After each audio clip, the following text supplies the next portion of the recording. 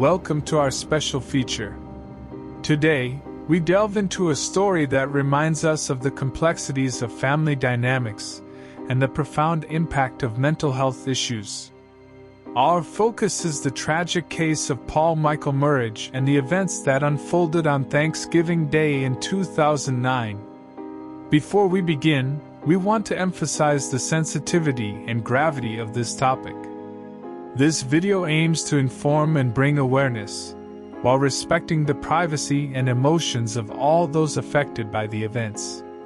Let's start by understanding the background and the individuals involved in this heartbreaking incident.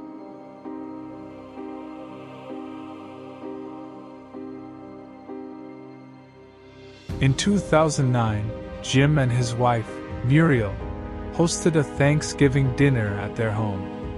They were filled with anticipation as they looked forward to reuniting with relatives and enjoying a large gathering.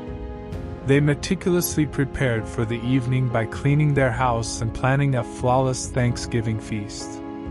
As guests began to arrive, their home came alive with the energy of children running around and adults sharing jokes with smiles and laughter.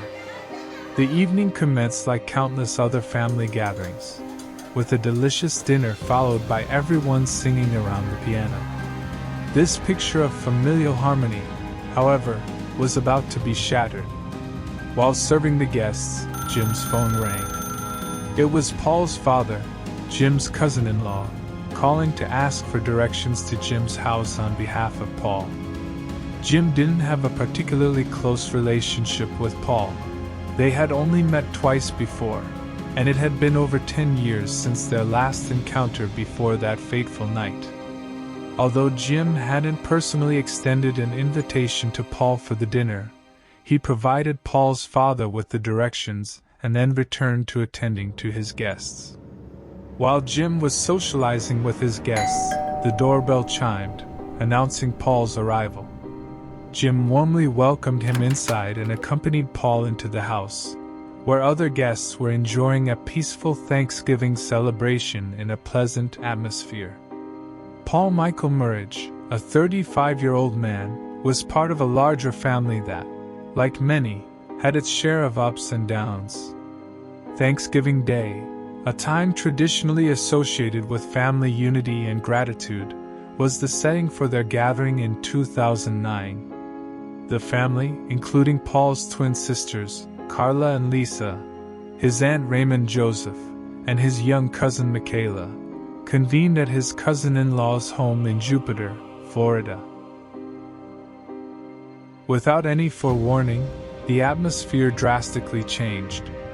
Paul Merhige, who had momentarily left the gathering, returned with a gun. What followed was a harrowing and inexplicable act of violence. Paul opened fire, tragically killing his twin sisters Carla and Lisa, his aunt Raymond, and 6-year-old Michaela. The reason behind this devastating act was not immediately clear, leaving the family and community in shock and disbelief. While there were no overt signs of tension early in the day, underlying family dynamics and Paul's long-standing mental health struggles played a significant, yet unseen role. As we unpack the events of that day, we'll see how a seemingly normal family gathering transformed into a scene of unimaginable tragedy. Paul Michael Merhige's decision to leave and then return to the family gathering on Thanksgiving Day in 2009 remains a point of deep speculation. It's reported that everything appeared normal during the dinner, and there were no obvious signs of conflict or distress. His departure from the gathering, followed by his return with a gun, suggests a premeditated intent. This act of violence was not a spontaneous escalation of an argument or altercation at the dinner, but appeared to be a calculated decision, with a motive rooted in long-standing resentment and mental health issues. In narrating this tragic event, it's our responsibility to remember the victims and their families. We recount these moments not to sensationalize, but to understand and reflect on the gravity of what occurred. In the immediate aftermath of the tragedy, the Merhige family and the Jupiter community were enveloped in a state of shock and profound grief. The sudden and brutal loss of 4 family members, including a child, left an indelible mark of sorrow.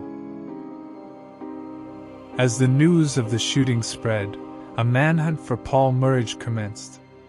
For 5 weeks, local authorities, aided by U.S. Marshals, searched tirelessly for him. The community was on edge, grappling with the reality of such a heinous act within their midst.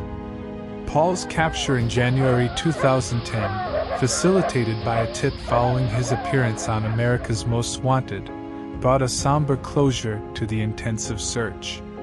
This arrest, however, was just the beginning of seeking justice and understanding the full scope of this heartbreaking event. Following Paul Merhige's arrest, the legal process began to unfold. Charged with 4 counts of first-degree murder and 2 counts of attempted first-degree murder, Merhige faced the prospect of a trial that would have brought further distress to the already grieving family and community. In a significant turn of events, Merhige accepted a plea deal. This agreement spared him the death penalty, but in exchange, he received 7 consecutive life sentences without the possibility of parole. By pleading guilty, Merhige also waived his rights to any future appeals, bringing a definitive conclusion to the legal proceedings. This tragic case underscores the complex interplay of mental health and family dynamics. Paul Merhige's actions were not just a sudden outburst. They were the culmination of years of underlying mental health struggles and strained family relationships. It highlights the importance of addressing mental health issues with compassion and diligence. As we reflect on this tragedy, let's use it as a reminder of the need for greater awareness and support for mental health. It's crucial for families to engage in open communication and seek help when facing mental health challenges. Remember, mental illness is not a choice, but how we respond to it can make a significant difference. As we conclude our exploration of the Paul Michael Merhige case, we are reminded of the profound impacts of mental health issues and the fragility of human relationships. This tragedy serves as a somber reminder of the importance of empathy, support, and early intervention in mental health matters.